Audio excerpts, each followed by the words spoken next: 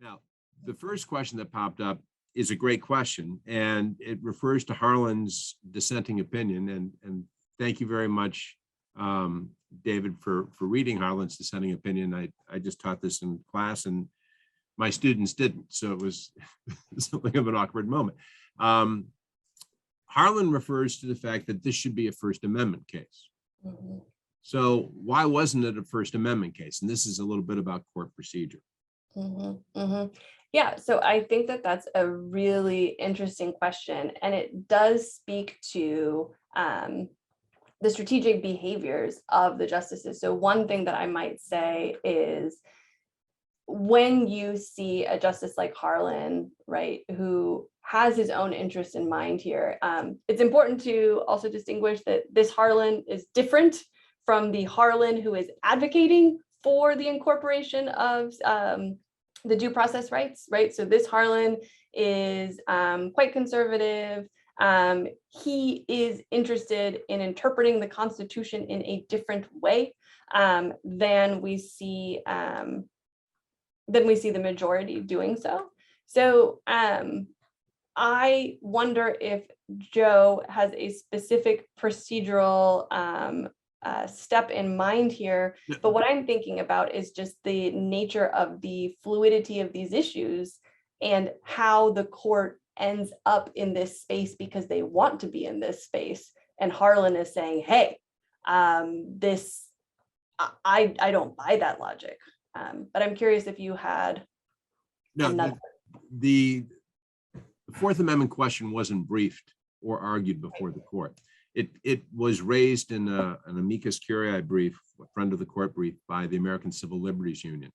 And the majority, Clark and the rest, seized on that as an opportunity to push Fourth Amendment doctrine and to extend weeks in the exclusionary rule to the states. And that's what Harlan's complaining about. He said, this is not the way we do business here. We did not hear this issue briefed, argued before us. And as such, we can't decide it. Mm-hmm. So just a fluky thing. Which is definitely aligned with his views anyway, right? And one of the great, and Alyx pointed this out, this isn't the same John Marshall Harlan who you've seen before. It's his grandson. And they had very different approaches to the Constitution. So that, I don't know if it's genetic fading or what have you. It's hard to know. All right. Anthony has a question. Is there a historical problem of linking, is there a historical problem of linking current legal rights with the attitudes of English gentries centuries ago? Was it normal for legal rights to only be observed for men with property in England and not serfs or landless workers? So historical problem, yes.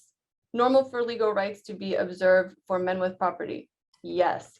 So a couple of things that I would say about discussing these legal rights is putting them in context, right? So if you are going to talk about these documents that we sort of derive these ideas from, none of these thinkers were considering how we extend these rights to women or to minorities, or perhaps even to those who are not property owners. I was looking through my notes, and jury service, women were only called to jury service maybe in like the 1970s. Is that right? 1970s. So I think just being honest with your students about sort of the context in which these people are thinking about the law is really important. And that certainly doesn't, what's the word I'm looking for? It doesn't mean that we shouldn't consider them at all, right? But we can think about the consequences of the law being written in a particular way, for sure. And in fact, one of the intriguing things, a way to get at this, the Constitution preamble says, "We the people." And when they said "we the people" in 1788, they didn't mean we the people. They meant white guys with property for the most part.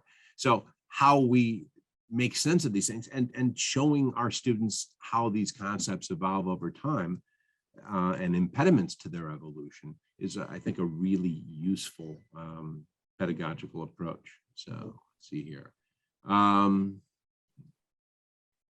Is it Christine?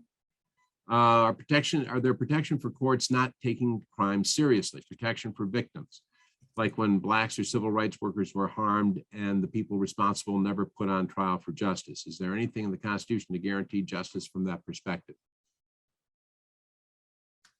Sorry, I'm reading the question as well. I mean, this is a great question. And again, I think it speaks a lot to context and agency and resources and a whole host of things. Let me see if I can say this in a clearer way.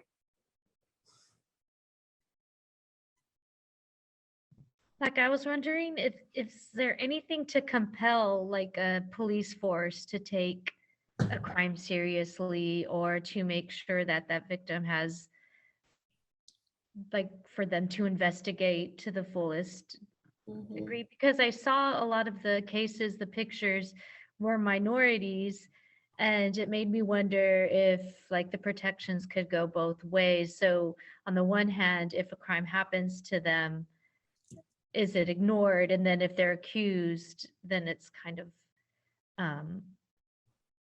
then their rights that were being ignored. But the Constitution protects those rights if they're accused. But is there anything that would compel the justice to pursue? That's a really tricky question, right? Because I think it speaks to both the enforcers of the law and what evidence they have to mount these investigations and these prosecutions, right? So in some respects, I can see where it would be very frustrating for the victim of a crime to feel as though justice was not served due to perhaps a lack of evidence or a lack of initiative on the part of prosecutors. But I don't know what sort of sits in the middle there, right? Which is to say, a lot of prosecutorial discretion, I think, happens kind of in a black box. But we see that end decision, right? So we have someone who is arrested, and then the state has to make a decision about what happens next. And there is some interesting research that's happening in this space about, are there ways that those choices are being made that is discriminatory in some way? And I'm happy to share a piece with Kelsey to put on the classroom to that effect, because I think it's a very interesting question. And it's a frustrating question for people who are victims of crimes, for sure. Okay, there's a question about Batson and its applicability to groups other than African Americans. So preemptions based on race. What about that? What about that? Okay, so when I am thinking about this question, I am thinking about I guess it's a good question, right? So it's like there are suspect classes, and we need to be thinking about how a prosecutor extracts information from somebody that might reveal that they are a part of a class that is subject to like a heightened standard, right? So against the exclusion of groups like religious affiliation. So I guess maybe, David, I would maybe toss this question back to you in some respect, which is, would you see it as problematic under a read of the Constitution, under a read of the Equal Protection Clause, for Batson to protect these other agreed upon suspect classes? What do you think? I think is with the intent, the way I understand it, the intent of Batson is to prevent prosecutors from excluding certain groups who might be empathetic or in some way with their viewpoint not be as objective in a trial, or cynically choosing a jury in order to get a conviction. And that it seems like since Batson, we've interpreted to mean that we're not going to allow prosecutors to be prejudicial in their preemptory challenges and choosing who's on the jury. So it seems like a natural extension to interpret Batson that's the natural conclusion. We're going to prevent prosecutors from excluding any groups based on stereotypes or gender, religious affiliation, and other groups, because they may poison what they see as a jury, which will give them a conviction. So I like the cynical view that has been extracted from your question, and thinking about it in the context of what you've just said, I would say that this is admittedly a bit of laziness on the part of prosecutors to put people in boxes based on their immutable characteristics and make assumptions about how women or how African Americans or how people of particular religious groups would proceed in a case. So I need to start taking notes about the things I'm promising everyone. Another thing that I'd like to maybe bring into the mix is the research on jury service and just how seriously people take the instructions to be impartial and to engage in democratic deliberation. So in some respects, I feel as though prosecutors who are using immutable characteristics to attempt to, kick people out of juries aren't being very creative. They're also doing things that are unconstitutional. And there are it's just bad reasoning. It's just bad reasoning, and it's unconstitutional. Okay. One of the things that teachers in groups that I've been with before have oftentimes said is that it's one of the difficulties in teaching this stuff is making it relevant to their students. And I think Batson is really useful in that, especially in light of like the George Floyd trial of last year. I mean, you can plug these things into their realities and the realities that they're aware of, not because they're studying them, but because they're living them. And David makes the point about religious affiliation. And Kevin talked about this a little bit last week. This current Supreme Court is more serious about free exercise claims and pressing them and advancing them in light of governmental policy than the court has been probably for the last 30 years or so. And really, when you're talking about juries, you're talking about jury of your peers and what is a representative jury. And could you, in fact, take what is a fundamental constitutional right, the right to free exercise, and use that as something that would limit prosecutorial discretion in selecting jury? I mean, those are all questions that are out there. I mean, and it may make them more interesting to our students. Mm-hmm.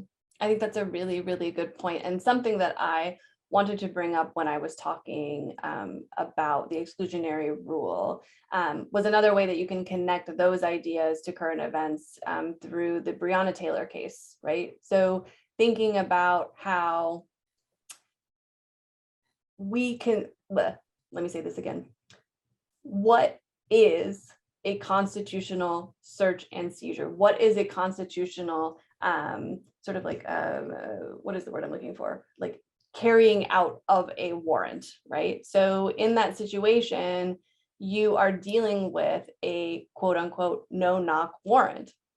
So asking your students this question, there are cases where you might need a no-knock warrant, right? If there's some expediency or urgency question. But I think it's a really interesting conversation to have with the students, which is, should there be a blanket idea about the nature of an emergency which would require you to barge into somebody's house? Or is someone's house so important and so vital as a private space that the police should always knock before they are executing a warrant at your house? So I think that case also allows you to kind of talk about the balance of sort of like these interests in quote unquote justice and order, and these privacy interests as well. I think, and we need to get on to your discussion of the documents. The questions have been really good. Another thing when you're dealing with students, and this is in part because I approach a lot of this from a historical perspective, is that once a court decision is made, it is not frozen in ember for all time. It is subject to change, and it can change in a way that you approve of, and it can change in a way you don't approve of. And part of what we're trying to do in educating our citizens, our students, is teach them some notion of civic responsibility and awareness, and talking about these things and the changes. I mean, Alyx pointed to the changes and some limitations in the exclusionary rule, for example, a classic example. And the reason why those changes has occurred is because Richard Nixon was elected president, and then Ronald Reagan was elected president. And that's not to say they're good or bad, right? But the notion is that the law isn't this immutable object that is just hanging out there. It's real, and it affects people's lives.